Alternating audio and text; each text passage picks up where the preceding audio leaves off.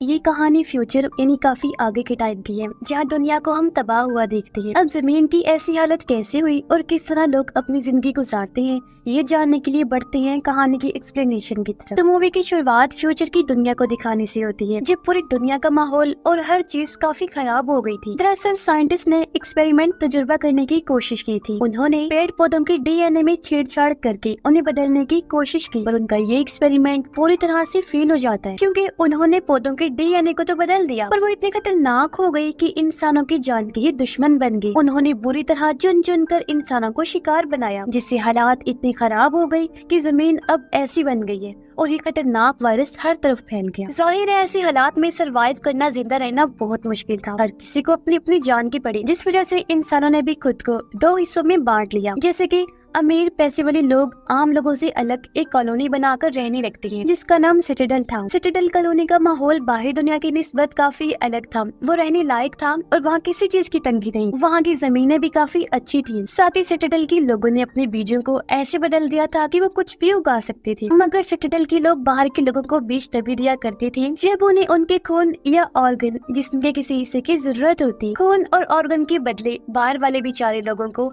बीज हासिल करने पड़ते थे। मगर उन बीजों को भी सिटाडेल वालों ने इस तरह लॉक किया था कि बाहर के लोगों को बस एक ही तरह की फसल मिल सकती थी, और कुछ बीजों को तो अनलॉक करने के लिए कोड की जरूरत पड़ती थी, जिससे हम अंदाजा लगा लेते हैं कि ऐसे में बाहर के लोगों के लिए सरवाइव करना बहुत ही मुश्किल था। इसके बाद हम कहानी की मेन कैरेक्टर एक लड़की को देखते हैं जिसका नाम वेस्पर था, ये जिसके नाम पर ये मूवी बनी है। वेस्पर बाहरी दुनिया में अपने पैरालाइज्ड डैड के साथ रहती थी। उसके डैड चल फिर नहीं सकते थे, उनकी हालत भी बहुत खराब थी। अब उसके डैड पहले सिटाडेल वालों के लिए ही काम करती थी और वही रहा करती थी, पर धीरे धीरे जब उसकी डैड पैरालाइज हुई तो सिटाडेल वालों ने उन्हें बाहर निकाल दिया। मदद के तौर पर उन्हें बस एक ड्रोन जैसा दिखने वाला रोबोट दिया, ताकि इसके जरिए वो किसी से मदद मांगने के लिए राब्ता कर सके। अब इस ड्रोन रोबोट में वेस्पर के डैड के दिमाग का कुछ हिस्सा डाल दिया गया था और उनका बाकी सारा जिस्म तो बेड पर ही पैरालाइज हालत में पड़ा हुआ था। हम देख पाते हैं कि वेस्पर एक काफी ज़हीन और बहादुर लड़की है। वो अच्छे से जानती है कि इन हालात में कैसे सरवाइव करना है। उसने अपनी छोटी सी लैब बनाई हुई थी, जहाँ वो अपने हिसाब से पेड़ पौधों को जेनेटिक बदलती रहती थी,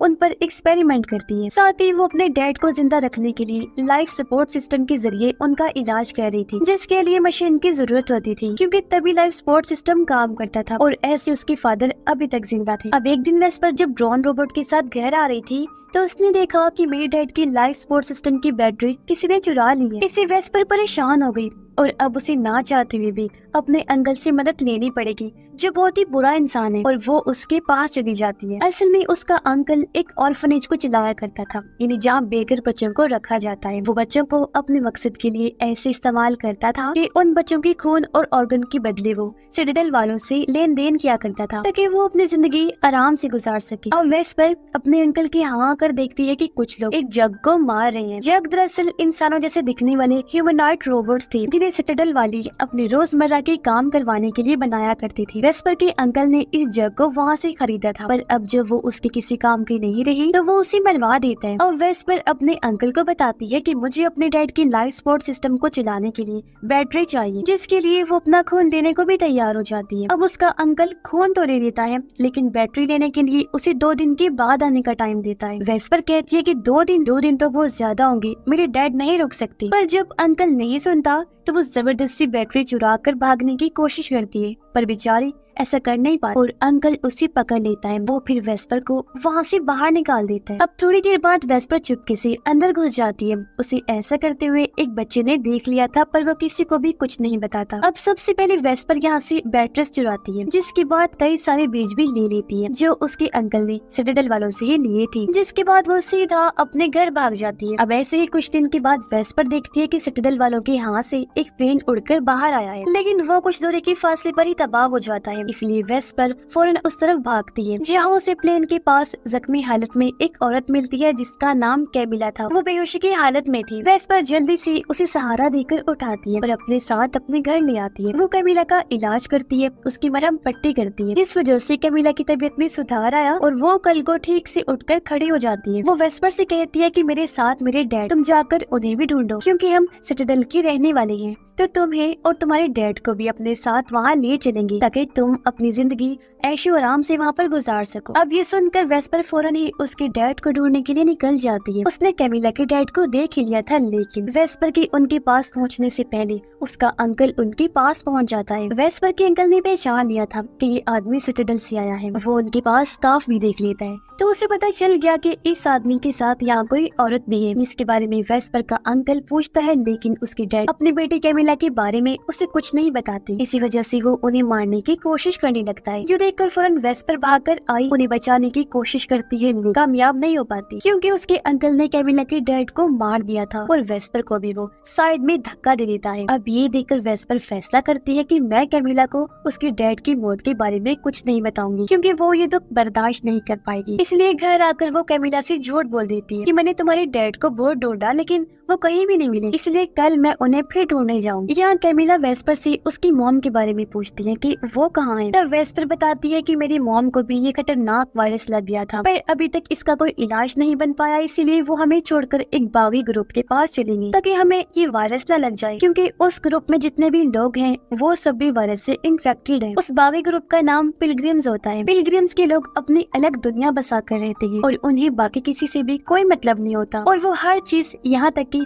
कबाड़ को भी जमा करते रहते थे। अब टाइम के साथ साथ वेस्पर और कैमिला के बीच माँ और बेटी जैसा रिश्ता बनने लगता है। वेस्पर उसे अपनी लैब भी दिखाती है जहाँ उसने जेनेटिक बदलाव किए हुए पौधे भी उगा रखे थे जो अब काफी बड़े हो गए थे, जिन्हें देखकर कैमिला काफी हैरान भी हुई, साथ ही उसकी जहानत से वो काफी मुतासिर भी होती है। अब एक दिन वेस्पर फैसला करती है कि मुझे कैमिला को उसके डैड की मौत के बारे में बता देना चाहिए, इसलिए वो कैमिला को उनकी लाश के पास लेकर आई जिन्हें मरा हुआ देखकर वो काफी टूट गई, फूट फूट कर रोने लगती है। तब वेस्पर बड़ी मुश्किल से उसे संभालती है। जिस दौरान वो कैमिला की गर्दन पर एक अजीब सा निशान देखती है। वेस्पर इस बारे में जब उसे पूछती है तो कैमिला ये राज खोलती है कि मैं असल में एक जग हूँ जिसे सिटाडेल में बनाया गया था और जिस आदमी ने मुझे बनाया था मैं उसे अपना फादर कहा करती थी, इसलिए उनकी मौत से मुझे इतना दुख पहुंचा। अब कैमिला बाकी जग की निस्बत काफी होशियार और एक्टिव जग थी, साथ ही उसके अंदर इंसानों जैसे इमोशंस जज्बात भी थे, इसलिए सिटाडेल वाले उसे मारना चाहते थे। उसे बचाने के लिए उस दिन कैमिला के डैड प्लेन के जरिए सिटाडेल से भाग रहे थे, लेकिन बीच रास्ते में उनका प्लेन तबाह हो गया, इस वजह से वो ज्यादा दूर तक नहीं जा पाए थे। कैमिला वेस्पर से कहती है कि मुझे एक और बात के लिए माफ करना, मैंने तुमसे झूठ बोला था कि हम तुम्हें और तुम्हारे डैड को सिटाडेल लेकर जाएंगे। अब जाहिर है हम वहाँ से भाग गए थे तो वापस जाने का तो सवाल ही पैदा नहीं होता था, मैं तो सिर्फ इसलिए कह रही थी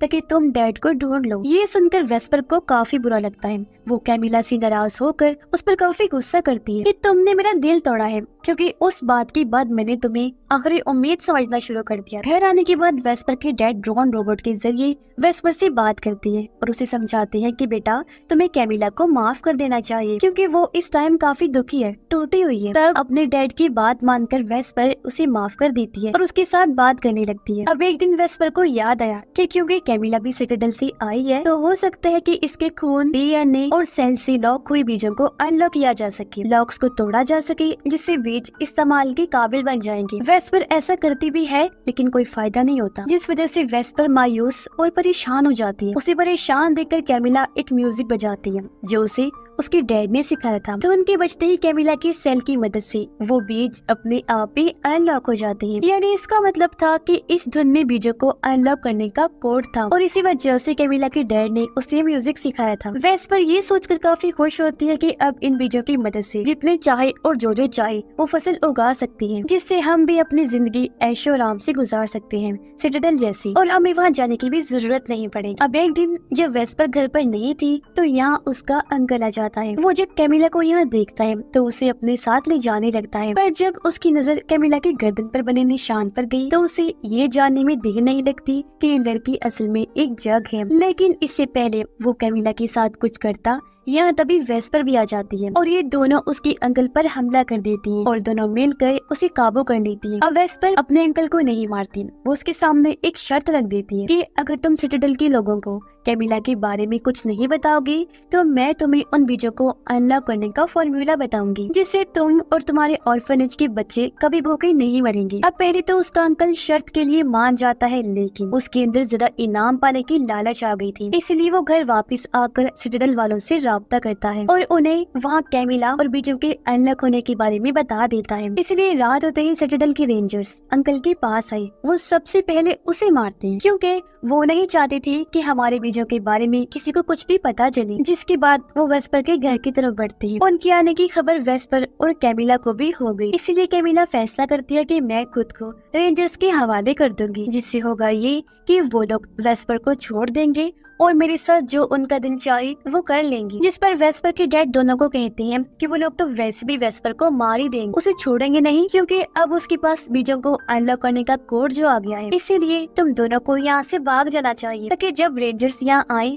तो तुम्हें ना पाकर वो वापस चले जाएं। इसलिए दोनों ऐसे ही करती हैं और कुछ चीजें लेकर वहाँ से भाग जाती हैं। उधर जैसे ही रेंजर्स वेस्पर के घर में आए वैसे ही उसकी डैड अपने ड्रोन का सेल्फ डिस्ट्रक्टिव सिस्टम ऑन कर देते हैं, यानी बॉम्ब के साथ खुद को उड़ा देने वाला सिस्टम, जिससे वहाँ पर काफी बड़ा ब्लास्ट हो जाता है। और होता ये है कि वेस्पर के डैड समेत ही कई सारे रेंजर्स मारे जाते हैं। ये सब कुछ वो दोनों भी दूर से देख रही थी। अपने डैड की मौत से वेस्पर आउट ऑफ कंट्रोल हो जाती है, वो पूरी तरह टूट गई। तब कैमिला बड़ी मुश्किल से उसे संभालती है, बिल्कुल वैसे ही जैसे वेस्पर ने उसे संभाला था। लेकिन कुछ रेंजर्स जो बच गए थे इनका पीछा करने लगते क्योंकि उन्होंने दोनों को देख लिया था, जिस वजह से उन्हें वहाँ से भागना पड़ता है। अब ये लोग जहरीले पौधों के बीच में आ गए थे। इनके पीछे रेंजर्स भी थे और क्योंकि कैमिला को इन जहरीले पौधों के बारे में पता था, इसलिए वो दो रेंजर्स को यहाँ फंसा कर मार देती है। जिसके बाद इन्हें दो और प्लेन्स के आने की आवाज सुनाई दी, यानी कि इतनी आसानी से वो कैमिला की जान छोड़ने वाले नहीं थे। ये बात कैमिला को भी पता चल चुकी थी, इसलिए वो फैसला करती है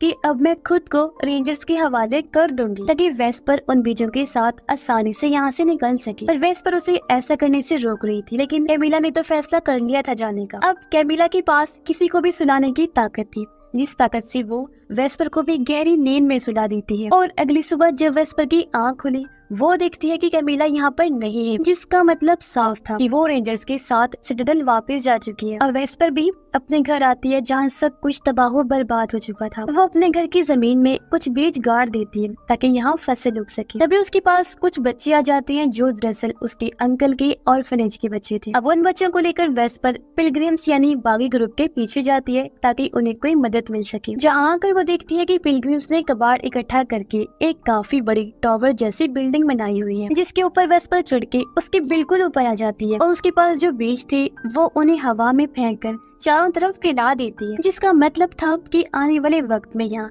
चारों तरफ इस तरह की फसलें उग जाएंगी जिसे इंसान खा सकते हैं, जिससे सब ठीक हो जाएगा और जिंदगी जीने के लायक बन जाए एक बार फिर से। और इसी उम्मीद के साथ ही ये फिल्म, ये कहानी भी इधर ही खत्म हो जाती है।